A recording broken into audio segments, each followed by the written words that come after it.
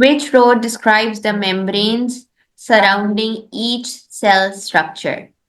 So आपने you need to identify कि chloroplast में कितनी होती है, माइटोकॉन्ड्रिया में कितनी होती है, न्यूक्लियस में कितनी होती है.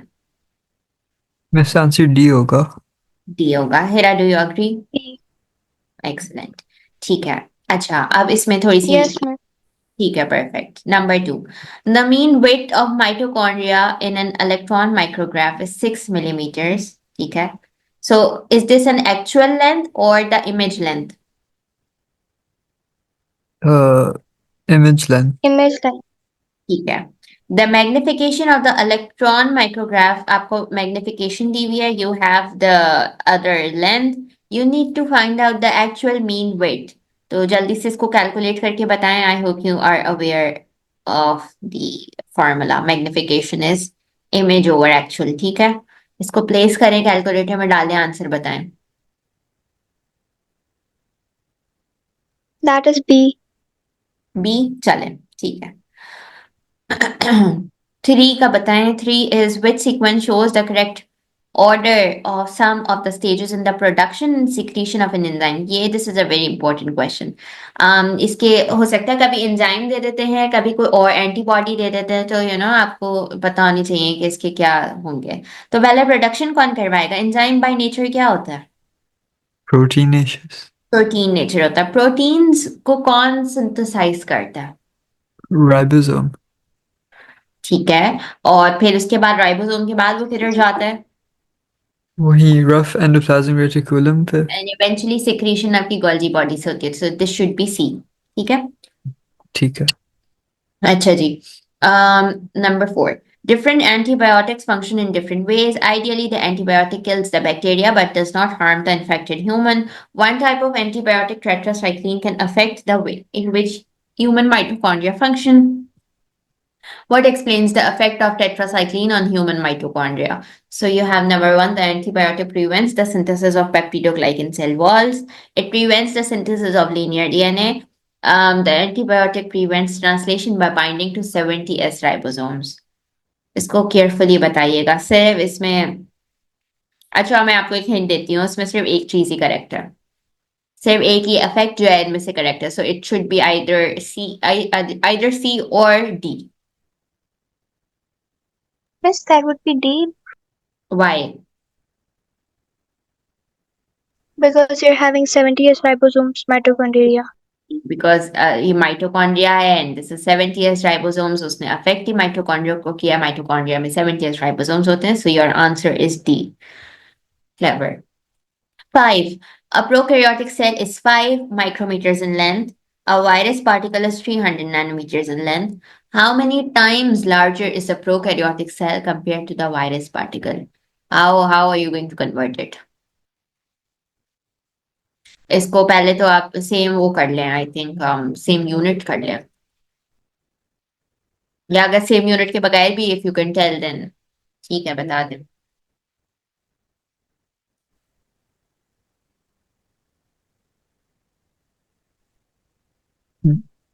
ये वाला कैसे होगा मिस? Ahira, any idea? Hello. Unit conversion and then divided. हाँ, यूनिट कन्वर्जन एंड देन, ये सही बोला है आपने, अभी जो बोला है. Divide करेंगे किससे? आपस में एक दूसरे को period को virus से. करके बताएं. आंसर क्या आ रहा है आपका?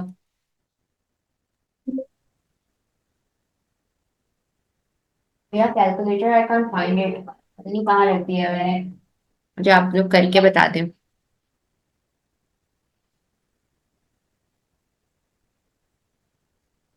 बस मैंने कन्वर्ट कर लिया, लेकिन अब डिवाइड किसको किससे करना है? इन दोनों को करना है. प्रोकैरियोटिक सेल को करना है वायरस पार्टिकल से.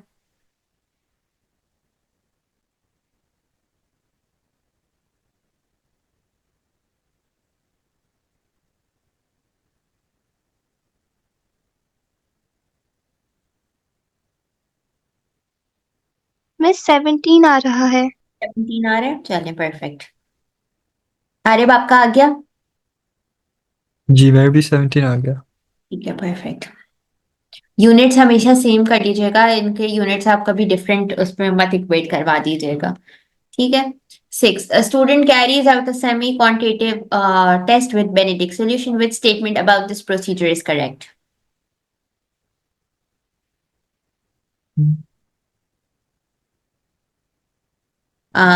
It detects only the presence or absence of glucose. It provides an indication of relative reducing sugar concentration. The precipitate needs to be filtered, dried, blah, blah, blah. A colorimeter needs to be used to determine the glucose concentration. C and D clearly बहुत useless है. Miss B होगा. B होगा exactly because इसमें different different colours आते हैं blue green orange red yellow so red indicates कि इसमें सबसे highest amount of sugar concentration है तो शुड बी 6B ठीक है 7th which row is correct for carbohydrates macromolecule monomer and polymer पहले तो मुझे मोनोमर बताया मोनोमर स्टार्च सुक्रोज ग्लाइकोजन या अल्फा ग्लूकोज इसमें इतना आसान है मोनोमर बता दिया पूरा आंसर आ जाएगा मोनोमर क्या होता है जिससे Alpha glucose. ये वो अल्फा अल्फा. एग्जैक्टली सो ये आपने ये डिटेक्ट कर लिया और कोई ऑप्शन नहीं था तो आपका ऑटोमेटिकली आंसर 7D हो गया ग्लाइकोजन का जनरल फॉर्मूला क्या होता है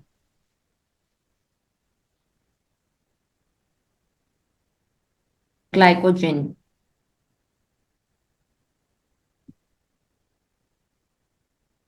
C. CM yes Warning C in progress. CM yes C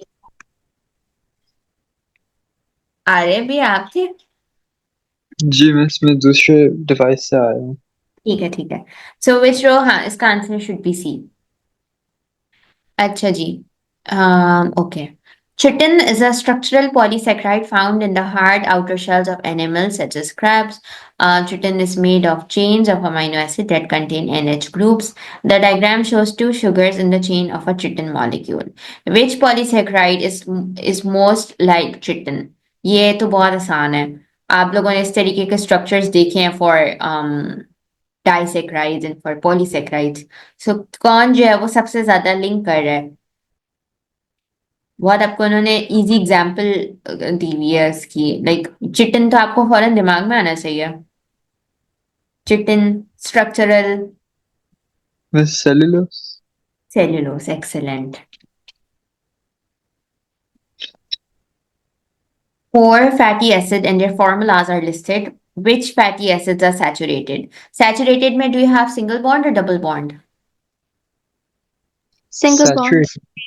single bond होता है ना सैचुरेटेड में you don't have the double bond सो आपको कहाँ लग रहा है सिंगल बॉन्ड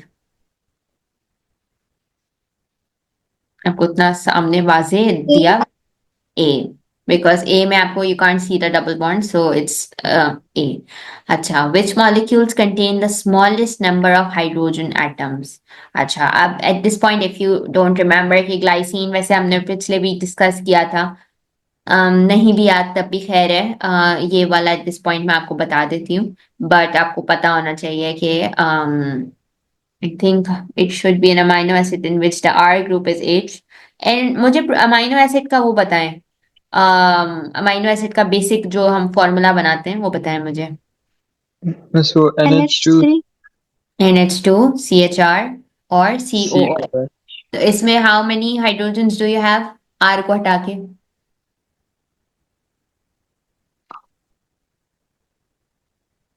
4 हो गए ना यू हैव 4 एंड उन्होंने क्या कहा कि आर ग्रुप भी क्या है एच सो 5 और अल्फा ग्लूकोज में ज्यादा होते हैं बिकॉज C6H12 होता है राइट ग्लिसरॉल ज्यादा होते हैं saturated fatty acid containing 8 carbon atom 8 carbon atom का क्या मतलब है कि 8 कार्बन एटम के साथ बहुत सारे हाइड्रोजन जो है वो कनेक्टेड होंगे अगर आप इसको बना के भी देखना चाहो तब भी बना सकते हो अगर किसी को नहीं आता ये हम कैसे हाइड्रोजन को फिगर आउट करें तो आप ड्रॉ करके देख लेना पेपर में ये 4 हो गए 5 ये इतना मैनुअल वर्क इतना टाइम नहीं होता वैसे पेपर में बट अगर कोई बहुत ही कंफ्यूज हो जाए तो फिर वो ये कर सकता है कि वो फिर हर कार्बन के एट हाइड्रोजन बना के देखे तो ऑब्वियसली वो ज्यादा आएंगे so this should be B glycine में अच्छा इन्होंने खुद ही बताया हुआ है अच्छा बता भी नहीं रहे हो an amino acid in which the R group is H तो ग्लाइसिन में आर ग्रुप में एच लगा हुआ होता है सो आपके सबसे कम यानी 5 हाइड्रोजन जो होते हैं वो सिर्फ ग्लाइसिन में बन सकते हैं और किसी में नहीं बन सकते because glycine is the simplest of all amino acids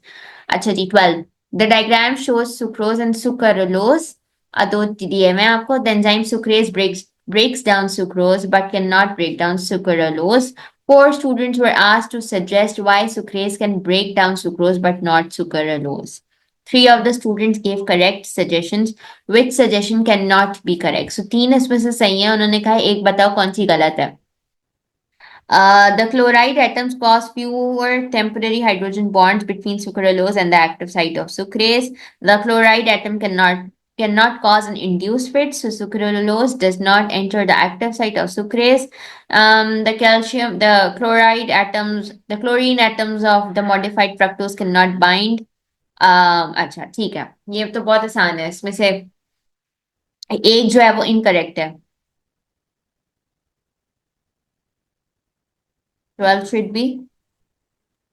एक गलत है. ए होना चाहिए.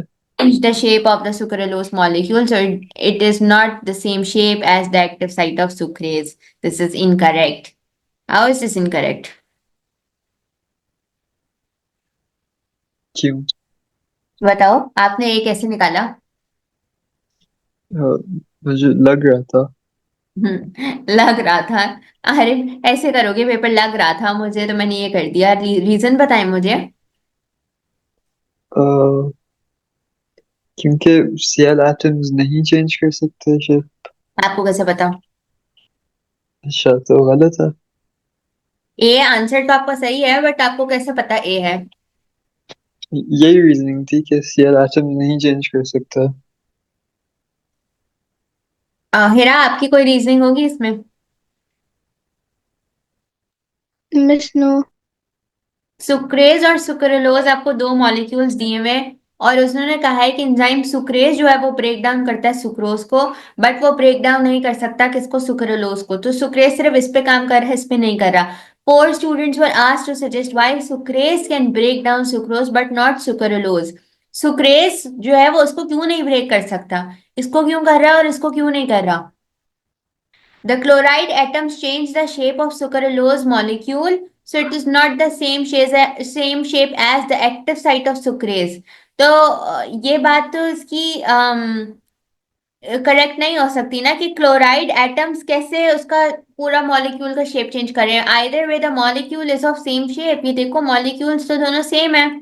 So this does not justify कि अगर हम क्लोराइड यहाँ से हटा दें या क्लोराइड में यहाँ से हटा दूं या यहाँ से हटा दूं तो इस क्लोराइड के चेंज हो जाने से इसकी शेप पे कोई फर्क नहीं पड़ना.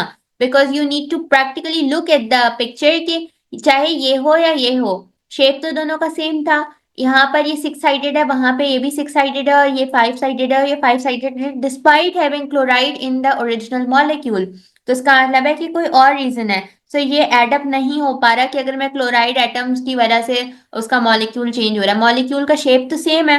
इन्होंने कहा ना, so it is not the same shape. So can you see के it is not the same shape? It is the same shape ना. So this is why this is the reasoning of 12th MCQ. ठीक है. जी ठीक है. The graph shows the energy levels involved in an enzyme catalyzed reaction.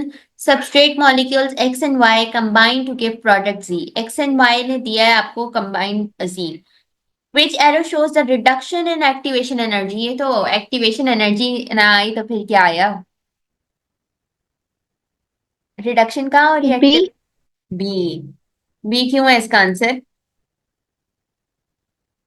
Reduction क्यों show कर रही है?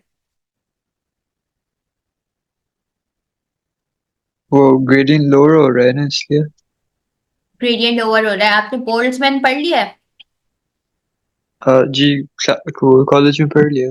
हीरा से पूछ रही हूँ. हीरा, बोल्ट्जमैन पढ़ा आपने? बोल्ट्जमैन का जो Yes, Miss. बोल्ट्जमैन में ये होता है ना कि जब वो रिड्यूस होता है तो वो थोड़ा सा इंक्रीज होता है, बट वो आपको टेक्निकली वो रिडक्शन शो कर रहा होता है.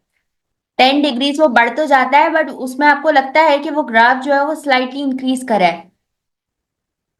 अगर आपको बोल्ट्जमैन का कॉन्सेप्ट आता है तो आपको ये आना चाहिए कि ये इसने रिडक्शन शो करी है.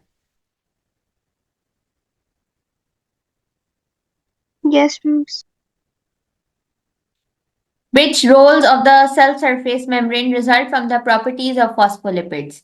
टू अच्छा, आपने अब गौर से देखना, roles of cell surface membrane result from the properties of phospholipid. Phospholipid की प्रॉपर्टीज को अच्छे से आप दिमाग में थोड़ा लेकर आए। To allow cytokinesis to occur in mitotic cell division, to allow entry and exit of oxygen and carbon dioxide, to allow the phagocytosis of a bacterium into a cell. बस डी होगा। D, 2 and 3। जी। साइटोकाइनेसिस नहीं allow करता। Cytokinesis नहीं, मुझे नहीं समझ आया इसमें साइटोकाइनेसिस क्या क्या था? होगा।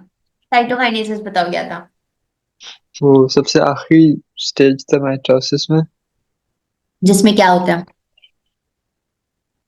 जिसमें वो स्प्लिटिंग ऑफ साइटोप्लाज्म होती थी ना। स्प्लिटिंग ऑफ साइटोप्लाज्म होती है, तो इसका मतलब है कि बिल्कुल एक होल न्यू अदर सेल बन रहा है आपका, राइट?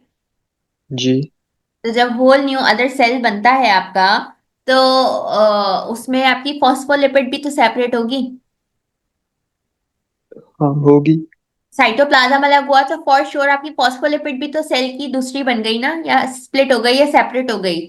तो this should B hmm, 1, 2 and 3 ना, ये तो तीनों ही आपके वो साइटोकाइनेसिस। आपका स्प्लिटिंग ऑफ साइटोप्लाज्म, साइटोप्लाज्म कैसे स्प्लिट हो सकता है अगर फॉस्फोलिपिड नहीं स्प्लिट हुई?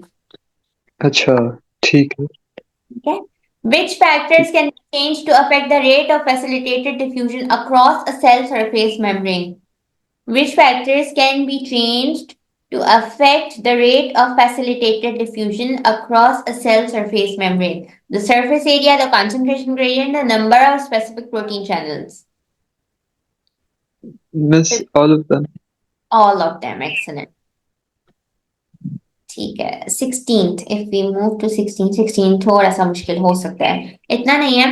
अच्छा, एक एक्सपेरिमेंट है, उन्होंने मूवमेंट ऑफ सब्सटेंसेस को शो करा है। मॉडल सेल आपको अंदर बना के दिया हुआ है, उसके अंदर आपको एक कॉन्सेंट्रेशन दी हुई है कि सुक्रोज की कितनी है, ग्लूकोज की कितनी है, और मेम्ब्रेन को क्या कहा है कि वो परमिएबल है।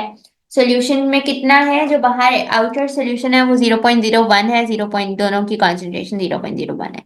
Which statements are correct? There is net movement of sucrose out of the model cell, net movement of glucose out of the model cell, या there is net movement of water into the model cell। थोड़ा सा concentration को गौर से देख के बताइएगा।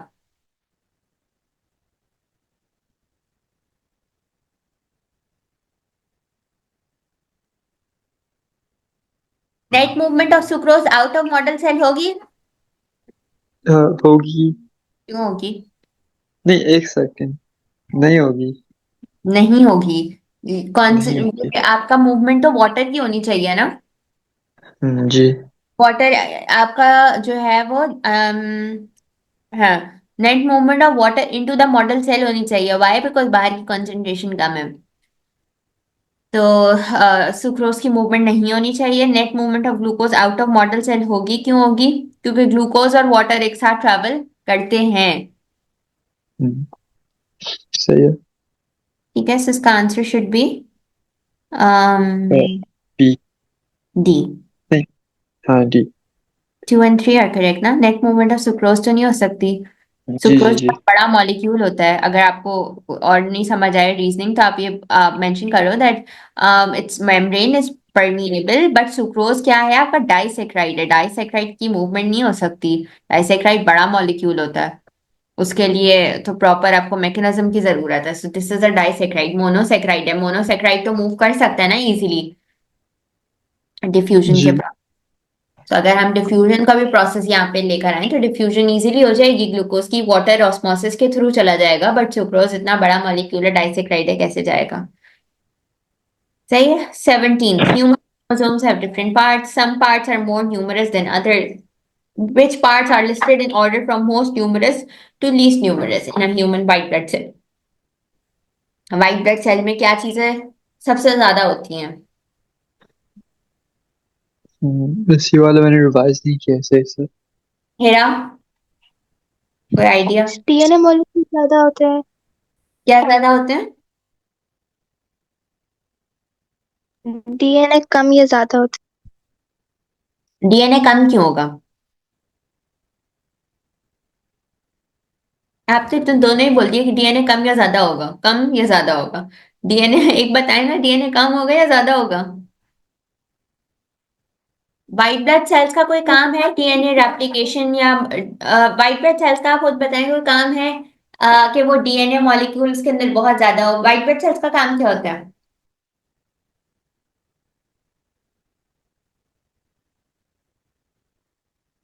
Hello, white blood sales का काम क्या होता है?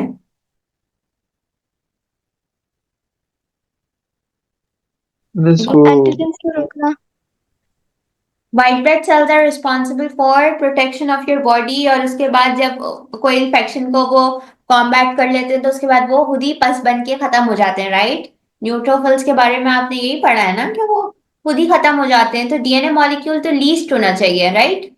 डीएनए मॉलिक्यूल का कोई काम नहीं है, क्योंकि व्हाइट ब्लड सेल्स ने अपने आप को रीग्रो नहीं करवाना या उन्होंने अपने आप को रीजेनरेट नहीं करवाना। व्हाइट ब्लड सेल्स का एक स्पेसिफिक काम है, उन्होंने इम्यूनिटी प्रोवाइड करनी है। जब वो कर देंगे तो वो खुद मर जाएंगे, उन्हें अपने आप को मल्टीप्लाई करने की जरूरत नहीं पड़ती, बिकॉज उसका एक अलग मैकेनिज्म है उनके पास जो कि मेमोरी सेल्स है।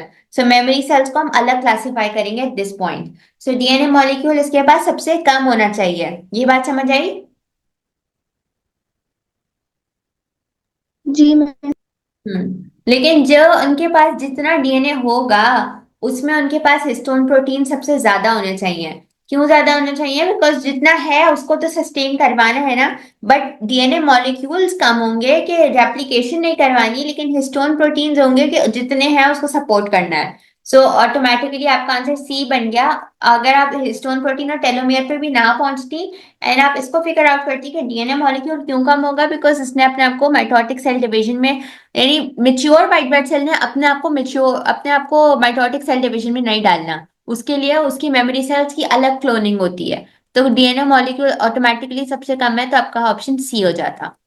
अब अगर हम 18 पर आए, the diagram represents the cell cycle of a human cell. During the cell cycle, the number of chromatids change. Which row is correct for the number of chromatids in M, G1 and G2? So M, G1 and G2 में आपने बताना है कि कितने, अच्छा G1 में बताएं कितने क्रोमोसोम्स होंगे सबसे पहले। मिस डबल हो जाएंगे। डबल हो जाएंगे G1 में? जी। नहीं ना, सेम रहेंगे ना 46। G1 में तो सेम नहीं होंगे आरे। अच्छा सॉरी, एस में डबल होंगे। एस में डबल होंगे, तो अभी तो सेम होगा, तो या तो आपका आंसर ए है या सी है। G2 में क्या हो जाएगा? 92 या 92 हो जाएंगे, क्योंकि 46 का एड अप कर देंगे। अब बताओ माइटोसिस में कितने होंगे? माइटोसिस 46 होंगे। नहीं, एक सेकेंड। डबल। डबल ही होंगे ना? कंफ्यूज क्यों हो रहे हो? यहाँ से जब डबल हुए तो यहाँ पे भी तो डबल ही होंगे। जी साइटोकाइनेसिस डबल होंगे। होंगे, तो इसका आंसर सी सही है। जी miss. A skin, a single skin cell was isolated and transferred to growth medium in petri dish. The petri dish was incubated for 16 days. During this time, the number of skin cells multiplied. As a result of repeated mitotic divisions, one of the chromosomes in the nucleus of each skin cell has a telomere that contains many repeats of the base sequence. On each of days 4, 8, 12, and 16 of the incubation period, a single cell was removed from the petri dish. ठीक है। The total number of bases in the telomere of this chromosome was determined for each cell. Each of the four cells had a different total number of telomere bases for this chromosome. तो आपको उन्होंने telomeres बता दिए। What was the total number of telomeres bases in the chromosomes from the cell that had undergone the most mitotic divisions? Very easy. सबसे ज्यादा किसमें mitotic division, जिसका सबसे ज्यादा टेलोमियर नंबर होगा वही सबसे ज्यादा माइटोटिक डिवीजन से अंडर गो हुआ होगा ना। बल्कि एक मिनट रुको। जी। On the days 4, 8, 12 and 16 of the incubation period, a single cell, अच्छा single cell was removed भी हुआ है, okay. The total number of bases in the telomere of this chromosome was determined for each cell. Each of the four cells had a different total number of telomere bases for this chromosome, ठीक है। What was the total number of telomere bases in the chromosomes from the cell that had undergone the most mitotic division? अच्छा, एक चीज आप थोड़ा सा recall करें कि जो जितनी दफा माइटोटिक डिवीजन होती है उतनी दफा आपके टेलोमियर्स क्या हो जाते हैं? replicate. हो जाते हैं। जितनी माइटोटिक डिवीजन होती है उतनी दफा टेलोमियर्स लॉस्ट हो जाते हैं, और इसका एक साइंटिफिक हमने रीजनिंग भी समझी थी कि जैसे जैसे आपको एजिंग होती है या जितने आपके इर्द गिर्द बूढ़े लोग होते हैं वो चीजें भूलना शुरू हो जाते हैं, शुरू हो जाते हैं। तो उनके अंदर क्योंकि कंटिन्यूअसली माइटोसिस तो हो रहा है, तो उस माइटोसिस के रिजल्ट में टेलोमियर्स जो होते हैं वो रेप्लिकेट नहीं हो पाते। तो जो टेलोमियर्स में क्योंकि लेकिन होता तो है ना, जेनेटिक मटेरियल तो होता है, उसमें एक सर्टेन इन्फॉर्मेशन तो होती है। तो जितनी दफा माइटोसिस होगा उतनी दफा टेलोमियर रेप्लिकेट नहीं हो पाता। ठीक है, टेलोमियर लूज हो जाता है। तो जब टेलोमियर लूज हो जाता है तो एक सर्टेन अमाउंट ऑफ इंफॉर्मेशन भी लूज हो जाती है, और वो बहुत एविडेंट होती है कि लोग फिर जैसे जैसे एज करते हैं तो काफी सारी चीजें भूलना शुरू कर देते हैं। तो इसका मतलब है कि ये इनवर्सली प्रोपोर्शनल के रिलेशनशिप से आप याद रखिए कि जितनी माइटोटिक डिवीजन हुई होगी उतने टेलोमियर्स लूज हुए होंगे। सही है, तो ये आपका ऐसे डायरेक्टली प्रोपोर्शनल है कि जितने माइटोटिक डिविजन हुआ उतने टेलोमियर्स लूज हुए। तो इसका मतलब है कि उन्होंने कहा that undergone the most mitotic division किसमें हुई होगी, जिसमें सबसे कम नंबर ऑफ टेलोमियर्स होंगे, राइट। मेरा मेरी बात समझ आ रही है। जी मिस। तो इसमें कौन सा वाला है जिसमें सबसे ज्यादा माइटोटिक डिवीजन हुई है। मिस फिर ए हो जाएगा। हो जाएगा क्योंकि ए में सबसे कम अमाउंट ऑफ टेलोमियर्स है, तो इसका मतलब है जितने कम टेलोमियर्स होंगे उतनी ज्यादा माइटोटिक डिवीजन हुई होगी, बिकॉज उसने अपना अच्छा खासा टेलोमियर्स को लूज कर देना होता है at the time of mitotic division. ठीक है। ठीक है। 20. A short piece of DNA, 18 base pairs long, was analyzed to find the number of nucleotide bases in each of the polynucleotide strands. Some of the results are shown in the table. How many nucleotides containing thymine were present in strand 2? So this is very easy to figure out. Thymine का पूछा है उन्होंने, आपको cytosine guanine दे दिया है। पहले मुझे बताएं कि ये आप फिगर आउट कर सकते हैं कि ग्वानिन में कितने होंगे। 18 बेसिस पेयर लॉन्ग है। Uh, एक सेकंड। स्ट्रैंड 2 में कितने थायमीन होने चाहिए।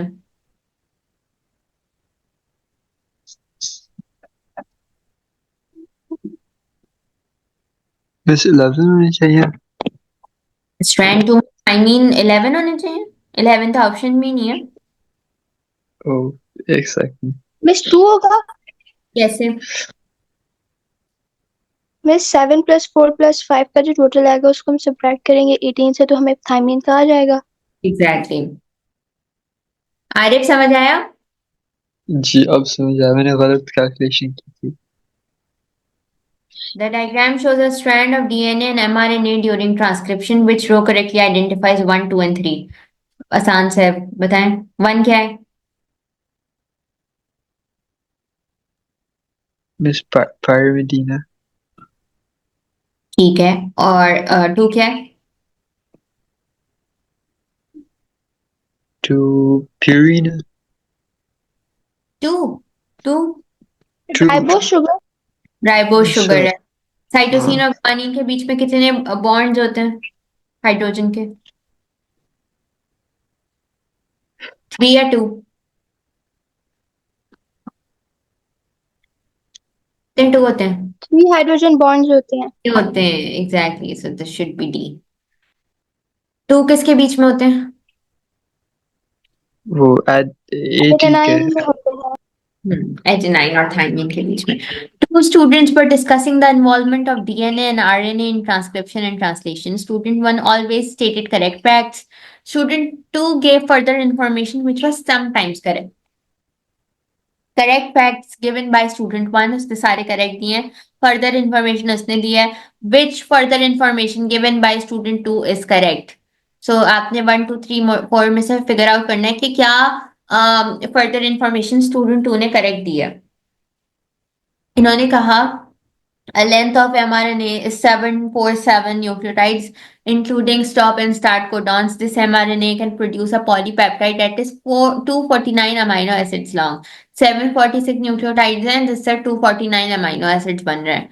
Adjacent mRNA codons of AA, U and CUG bind to their complementary tRNA codon. There is a total of 14 hydrogen bonds form between these two codons and their anticodons. फिर polymerase ने catalyse करा formation, ये भी बात सही उसने बोली है, during translation and RNA adenine nucleotide will pair with DNA thymine, ठीक है। और DNA adenine nucleotide is structurally different to RNA adenine nucleotide. The difference is in the hexo sugar. DNA is deoxyribose and RNA is ribose. बहुत अजीब weird question है, मतलब बहुत बच्चों वाला है, बताएं। Which further information given by student 2 is correct? इसने बस कितनी इंफॉर्मेशन करेक्ट दी है, लाइक कौन सी इसमें से 1 2 3 4 में से कौन सी इंफॉर्मेशन करेक्ट है? सिर्फ 4 करेक्ट है, 4 सिर्फ करेक्ट है? I think. नहीं, डिफरेंस डीएनए और आरएनए का ये होता है, डीऑक्सीराइबोस और राइबोस दोनों हैं तो पेंटो शुगर, ये कैसा डिफरेंस है? वो डिफरेंस इसमें उसमें बेसिस का होता है, डीएनए में आपके पास थाइमीन होती है, आरएनए में आपके पास यूरेसिल होती है, ये डिफरेंस होता है, तो 4 इज इनकरेक्ट। ये भी इनकरेक्ट है, न्यूक्लियोटाइड से बहुत सारे अमाइनो एसिड बन सकते हैं, you can't just limit to 249। और उसके बाद during translation and RNA adenine nucleotide will pair with DNA thymine nucleotide. मतलब न्यूक्लियोटाइड कह रहे हैं कि आरएनए की एडेनाइन जो है वो पेयर करेगी डीएनए के थाइमीन न्यूक्लियोटाइड के साथ।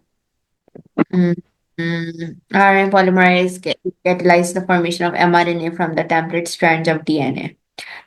ट्रांसलेशन में आरएनए क्या, ट्रांसलेशन में आरएनए का न्यूक्लियोटाइड क्या बाइंड कर सकता है? ट्रांसलेशन में होती हैं ये प्रोसेसेस, बताओ। ट्रांसलेशन ट्रांसक्रिप्शन में होती है ना। डिस्क्रिप्शन में होती है, तो ये भी इनकरेक्ट है, तो इसका मतलब है कि आपका नंबर 2 ही करेक्ट है। आप लोग चाहो तो इसको मैथमेटिकली कैलकुलेट भी कर लो, बट अगर इस तरीके का क्वेश्चन हो जो बहुत कंफ्यूजिंग हो तो आप फिर उसमें से 3 बिल्कुल इनकरेक्ट निकाल लो, तो automatically you will be left with just one option that is correct. लेकिन उसके लिए you need to have the solid concept के ट्रांसलेशन में क्या हो रहा है, ट्रांसक्रिप्शन में क्या हो रहा है, डीएनए आरएनए का मेजर डिफरेंस क्या है। डीएनए आरएनए का अदर मेजर डिफरेंस ये है कि एक 2 स्ट्रैंड्स का होता है, एक 1 स्ट्रैंड का होता है। एक डिफरेंस और बताया मैंने कि यूरेसिल और थाइमीन का। डीऑक्सीराइबोस और राइबोस इसका कोई डिफरेंस नहीं है, because eventually both of them are pentose sugars. ठीक है, सो इसका answer should be C. Which descriptions of the adaptations of xylem vessel elements to their functions are correct? They have pits, they are thickened with lignin, continuous hollow tube। बहुत आसान है इसका, तो कुछ भी नहीं है इसमें तो इसका तो ए होगा। करेक्टनेस में। 24। The diameter of a tree trunk usually decreases slightly during the day, which changes in environmental factors during the day could cause a diameter to decrease even more। वो कह रहे हैं कि वैसे ही डिक्रीज करता है, और क्या फैक्टर्स हो सकते हैं जिसकी वजह से वो मजीद डिक्रीज करे?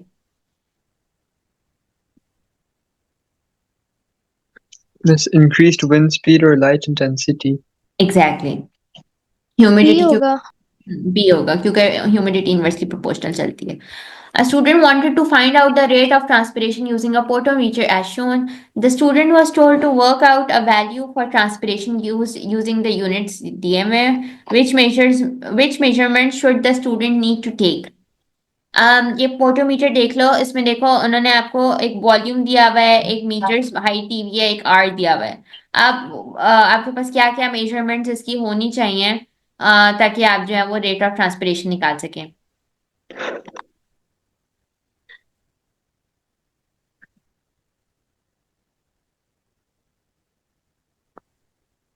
इतना मुश्किल? Oh my god. उस मुझे तो बी लग रहा है। B, volume of water in the reservoir. Radius of the, radius तो हर हाल में चाहिए, कैपिलरी ट्यूब का you need the radius. Time and surface area भी चाहिए ऑफ द लीव्स। अच्छा ये बताएं, volume of water in the reservoir, why do you need it? ताकि we can measure how much water is lost, like use कितना हो गया, difference कम calculate करेंगे।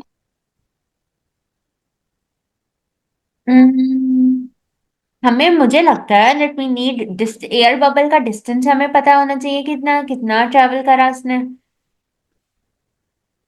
एयर बबल का डिस्टेंस पता होना चाहिए, कैपिलरी का ये पता होना चाहिए, time and surface area. Volume मुझे एडअप नहीं हो रहा कि हमें वॉल्यूम क्यों चाहिए। बस वो मतलब एयर बबल का फंक्शन क्या होगा? एयर बबल मूव करेगा ना, यहाँ से यहाँ तक, इसकी इसकी कोई ना कोई मूवमेंट होगी ना, अभी तो ये बीच में है। ओह अच्छा अच्छा। पर बस मेरा ट्रांसपायरेशन है तो हाँ बोले। वॉल्यूम का डिफरेंस भी तो लेना होगा ना वाटर का। देखिए यहाँ पे क्लिप लगी हुई है, इसका मतलब है कि इसमें इन्होंने एक सर्टेन अमाउंट ऑलरेडी इंसर्ट करके इसको बंद कर दिया है, वरना फिर ये नहीं होता। और अगर इसकी नीड ना होती इस क्लिप की तो फिर ये ओपन होता। इन्होंने एक क्लिप लगाई हुई है जिसका मतलब है कि इसका कोई ओके। इन्फ्लक्स नहीं हो रहा, तो रिजर्वॉयर के वॉल्यूम क्यों चाहिए होगा? मेरे मेरे पॉइंट से आपको इसका वॉल्यूम चाहिए होगा, ये वाला volume is more important then reservoir का वॉल्यूम, बिकॉज मेरे हिसाब से इसका कोई इन्फ्लक्स नहीं है इधर, ये बंद हो चुका है अपने नॉब से।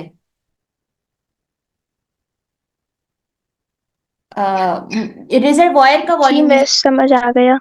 वॉल्यूम, ये वॉल्यूम एडअप होता। अगर वो कुछ कहते कि ये वाला वॉल्यूम चाहिए तो फिर मुझे आपकी बात समझ आती that you need volume. Volume I get that कि वॉल्यूम ऑफ वाटर तो चाहिए, बट ये रिजर्वॉयर में ये इसका इन्फ्लक्स नहीं हो रहा है इस पूरे मैकेनिज्म के अंदर।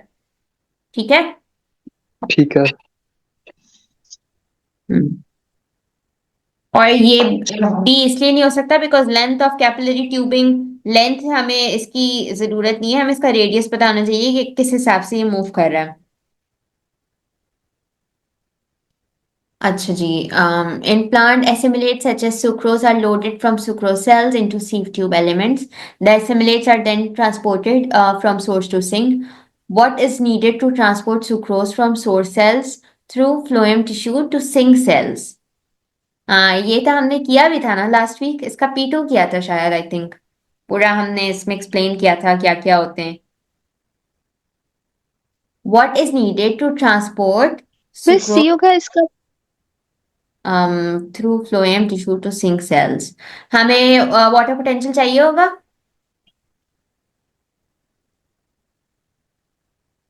मेरा, हमें वाटर पोटेंशियल चाहिए होगा, हाइड्रोस्टैटिक प्रेशर चाहिए बस होगा। नहीं, बस इम्पोर्टेंट तो दो होते हैं। Water potential at pressure this, चाहिए होता है।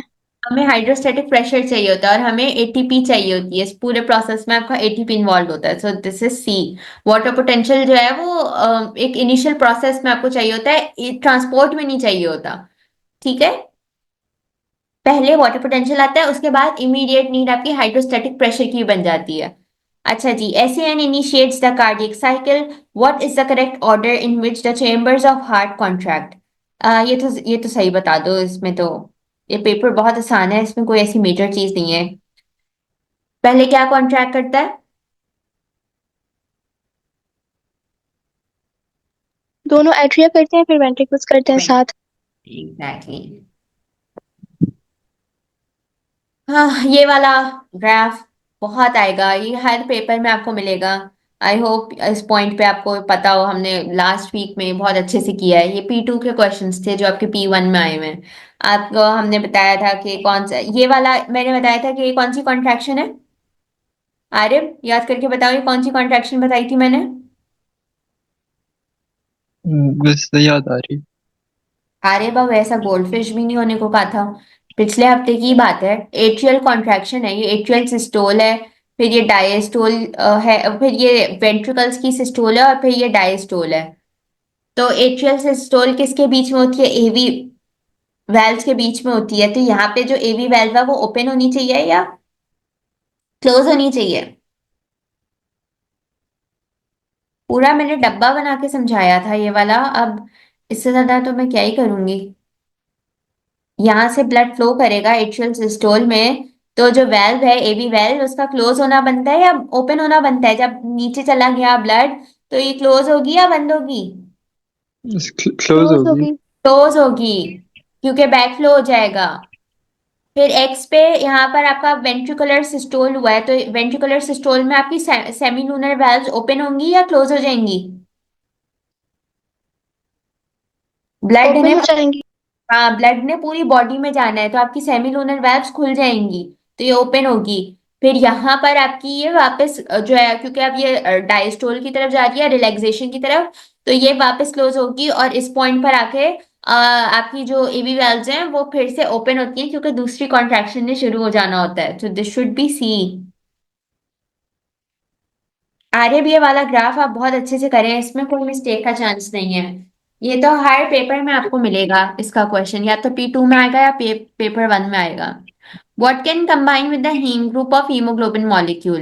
क्या क्या चीजें हीम ग्रुप के साथ कंबाइन करती हैं? Miss oxygen or carbon monoxide? Oxygen और कार्बन मोनोऑक्साइड, ठीक है, सो बी। ठीक है। What is the main reaction occurring in blood capillaries at the gas exchange surface in human lungs? ओ ये तो आसान है, ट्रांसपोर्ट एंड वो याद है, ट्रांसपोर्ट ऑफ ऑक्सीजन, इतने सही से नहीं है। ट्रांसपोर्ट ऑफ कार्बन डाइऑक्साइड इसमें ज्यादा उन्होंने इन्वॉल्व करा है। What is the main reaction occurring in blood capillaries at the gas exchange surface in human lungs? So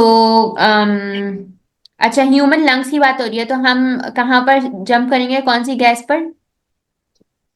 Carbon dioxide?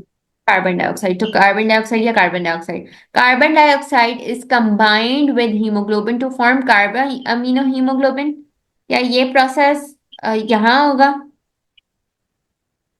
Hmm, haemoglobin के साथ कंबाइन होता है कार्बन डाइऑक्साइड, या अमाइनो एसिड के साथ कंबाइन होता है तो कार्ब अमाइनो हीमोग्लोबिन बनता है? uh, am- amino acid के साथ। अमाइनो एसिड के साथ। It will not combine with haemoglobin, it will combine with amino acid to form carb amino haemoglobin. So carbon dioxide is produced from hydrogen carbonate ions by carbonic anhydrase. ये अगर नहीं याद तो उसको याद कर लें। बहुत ये इंपॉर्टेंट आपके रिएक्शंस है। CO2 प्लस H2O जो आपका H2CO3 बनाता है, लिख दूं, याद आ जाएगा। CO2 plus oxygen plus water होता है H2O, जो कि आपका बनाता है H2CO3, और फिर आपकी बॉडी H2CO3 को क्या करती है, डीकम्पोज करती है। डीकम्पोज किस में करती है? आपके हाइड्रोजन कार्बोनेट आयंस में, तो ये बन जाता है HCO3। और जो आपका बचा हुआ हाइड्रोजन होता है उसके साथ कौन कंबाइन होता है? Any idea?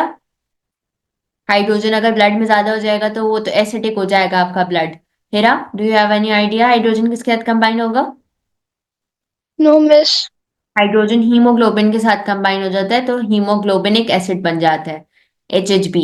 ये आपका ट्रांसपोर्ट इन मैमल्स का बहुत इंपॉर्टेंट फिनोमिना है। तो हाइड्रोजन क्यों कंबाइन हुआ? क्योंकि अगर ब्लड में रह जाएगा तो आपका ब्लड क्या हो जाएगा, एसिडिक हो जाएगा। ठीक है। और HCO3, तो ये पूरा रिएक्शन उन्होंने उलट करके लिख दिया है, बट HCO3 फिर और फर्दर डिकम्पोज होता है तो कार्बन डाइऑक्साइड बनता है। ठीक है। अच्छा, which reaction takes place in blood that is passing through active tissues? Blood में क्या चीज होती है? Hemoglobin? हीमोग्लोबिन होता है। तो हाँ, आपको पता होना चाहिए कि हीमोग्लोबिन जब ऑक्सीजन के साथ कंबाइन करता है तो क्या बनता है, ऑक्सी हीमोग्लोबिन। तो Hb+4O2 HbO8 बनता है। ये वाली चीज तो बनती ही बनती है। फिर HbO8, अभी बताया कि हाइड्रोजन आयंस जो होते हैं वो HHB बनाते हैं, तो टू रिएक्शन भी होगा। HCO3, और ये वाला रिएक्शन उन्होंने गलत करके लिखा हुआ है, बिकॉज अभी मैंने आपको क्या बताया, H2CO3 कैसे बनता है, पिछली उसमें मैंने लिखा है H2CO3 किससे बनता है, इन दोनों से नहीं बनता। CO2 और वाटर कंबाइन। एग्जैक्टली, वो CO2 प्लस H2O से बनता है। सो 3 के अलावा ये बना हुआ, देखो ये सही दिया हुआ है उन्होंने। सो 1, 2 एंड 4, तो इसका मतलब इसका आंसर शुड बी बी। 3 वाला जो है वो ऐसा कोई रिएक्शन होता ही नहीं है, गलत उन्होंने लिखा हुआ है। ठीक है। इक्वेशंस इसकी बहुत इंपॉर्टेंट है ट्रांसपोर्ट इन मैमल्स की। अगेन एंड अगेन देखो, क्लोराइड शिफ्ट उन्होंने बहुत अब देना शुरू कर दिया है। क्लोराइड शिफ्ट आपको मैंने पढ़ाया है, उसकी इक्वेशन बहुत इंपॉर्टेंट है। उसके पेपर्स नहीं मिलेंगे हमें क्योंकि वो बहुत रिसेंटली ऐड हुआ है। मेरे टाइम पर भी नहीं था, तो मेरे बाद आया है, तो उसके पास पेपर्स हमें इतने नहीं मिलेंगे उसको, लेकिन अच्छे से देख लेना। Which row shows the tissues that are present in the wall of trachea and in the wall of bronchus? In the wall of trachea and in the wall of bronchus. Okay. So bronchus और trachea के अंदर cartilage होता है। जी होता है।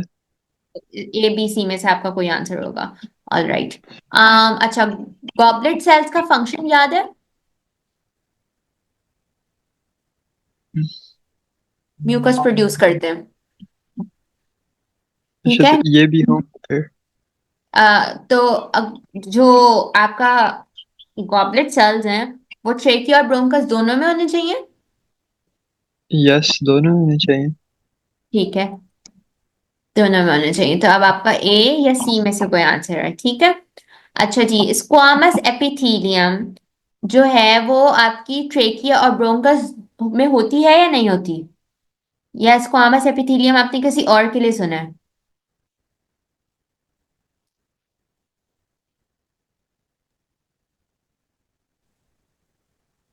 Squamous epithelium आपकी सिर्फ alveoli में होती है, ठीक है। नहीं याद, नहीं याद था बस। गैसेस एक्सचेंज में बहुत इंपॉर्टेंट है स्क्वामस एपिथेलियम की किधर होती है। तो स्क्वामस एपिथेलियम सिर्फ एल्वियोलाई में होती है, ट्रैकिया ब्रोंकस में नहीं होती। तो इसका आंसर होगा 332 सी, ठीक है।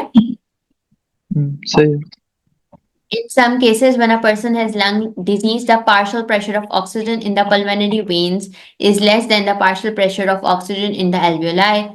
What could explain the difference in partial pressure of oxygen? A high proportion of alveoli are collapsed and do not have enough alveolar capillaries. The partial pressure of oxygen in the pulmonary arteries is lower than alveolar air. क्या बोल रहे हैं? अच्छा, the rate of diffusion of oxygen from alveolar air to the surrounding alveolar capillaries is too slow.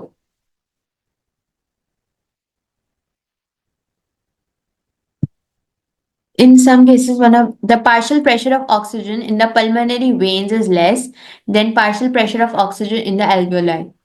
Then partial pressure of oxygen in the alveoli. कह रहे हैं कि partial pressure of oxygen pulmonary veins में कम होगा as compared to partial pressure of oxygen in alveoli. Veins में कम कह रहे हैं और veins में कम है as compared to in alveoli. तो उसका क्या reason हो सकता है? Partial pressure of oxygen का difference क्यों आ रहा है? लंग डिजीज है बंदे को, वेन्स में कम है और एल्वियोलाई में ज्यादा है, हाउ कम? बस, तो 1 तो होना चाहिए। वन होना चाहिए, ठीक है। लंग डिजीज है तो मिस टू एल्वियोलाई होगा गलत। टू गलत है या सही है? मिस गलत होना चाहिए ना, आर्टरी में ज्यादा होना चाहिए क्योंकि वेन में कम है। एग्जैक्टली, ठीक है। और थर्ड वाला? ये भी सही होगा। The rate of diffusion of oxygen from alveolar air to surrounding alveolar capillaries is too slow.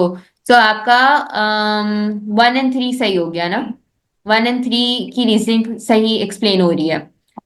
ये तो अब हो ही नहीं सकता, पल्मोनरी आर्टरी में लो कैसे हो रहा है? तो इसका answer should be C. How many times must a molecule of carbon dioxide pass through a cell surface membrane as it diffuses from the plasma through a cell in the capillary wall into an alveolus? 34। खुद ही आपको उन्होंने count दिया हुआ, count कर लो। How many times और must a molecule of carbon dioxide pass through a cell surface membrane as it और diffuses? 4। हाँ, दिया हुआ तो सिंपल था। Which disease is spread by a vector? Miss malaria. Malaria. Yes. अच्छा जी। Which statement explains why a one-dose vaccination program for अच्छा measles को छोड़ दो because measles is no longer in your syllabus. 37. What has contributed to the increase in antibiotic resistance in bacteria? Increased use of vaccines for animal diseases, mutations in bacterial DNA, patients not completing their antibiotic treatment. Very simple. Miss D होना miss चाहिए। 2 and 3। हिरा कुछ कह रही हैं? नहीं miss, मैं 2 and 3 कह रही थी। ठीक है, okay. What explains why monoclonal antibodies can be used to target cancer cells? Cancer cells have different antigens from normal body cells. They can be attached to the monoclonal antibody. They secrete a type of antigen. They secrete hybridomas. I'm sure आप लोग अभी तक immunity के revisions पर नहीं आए होंगे. Yes miss. But at this point, just understand that 38 का answer should be A because cancer cells have different antigens from normal body cells. और मोनोक्लोनल एंटीबॉडीज जो होती हैं वो बहुत स्पेसिफिक उसके लिए बनाई जाती है। तो एंटीबॉडीज यूजुअली आपकी अपनी बॉडी में बनती हैं, बट वो किसके लिए बनती है? नॉर्मल बॉडी सेल के लिए। नॉर्मल आपको कोई बैक्टीरियल इन्फेक्शन होता है तो आपके अंदर एंटीबॉडीज बन रही होती हैं। मोनोक्लोनल एंटीबॉडीज के जो वेरिएबल रीजन होते हैं वो बहुत डिफरेंटली डिजाइन किए जाते हैं, बिकॉज आप उसको खुद हाइब्रिड कर रहे होते हैं। तो इसलिए कैंसर सेल्स में मोनोक्लोनल एंटीबॉडीज आप इंजेक्ट करते हैं ताकि वो जो है वो कैंसर सेल्स को डिस्ट्रॉय कर सके, क्योंकि आपकी अपनी एंटीबॉडीज जो बन रही होती है बॉडी के अंदर, वो उनका एंटीजन मैच नहीं कर पा रहा होता कैंसर सेल्स के साथ। ठीक है। सो जब आप इम्यूनिटी को मोनोक्लोनल एंटीबॉडीज आप खुद भी डिवाइस करेंगे तो आपको ये बात समझ भी आएगी। Which statement correctly describes lymphocytes? तो लिम्फोसाइट्स वो होते हैं जो कि एंटीबॉडीज बनाने के लिए रिस्पॉन्सिबल होते हैं। सो each B lymphocyte has the ability to make several types of antibody molecules. They make memory cells. Plasma cells secrete antibodies into blood plasma. Some T lymphocytes stimulate macrophages. 39 should be अच्छा, एक beta lymphocyte several types of antibody molecules नहीं बनाता। एक beta lymphocyte एक ही type of antibody molecule बनाता है। So I think 2, 3 and 4 should be correct because only this one is wrong. So this is D. अच्छा जी, अब कंट्री मीजल्स को हम स्किप करें बिकॉज मीजल्स नहीं है आपके सिलेबस में। ठीक है। सो टुमारो हमारी क्लास होगी, प्रॉब्ली यही टाइम होगा, कोई 8 PM इश वाला या 7 PM इश। आई लेट यू नो, बता दूंगी रात तक। और कल हम पेपर 2 करेंगे इसी का 2021 का। सही है? समझ आ गया? जी मिस। जी मिस। ओके, चलें, टेक केयर, अल्लाह हाफिज, सी यू टुमारो। हाफिज।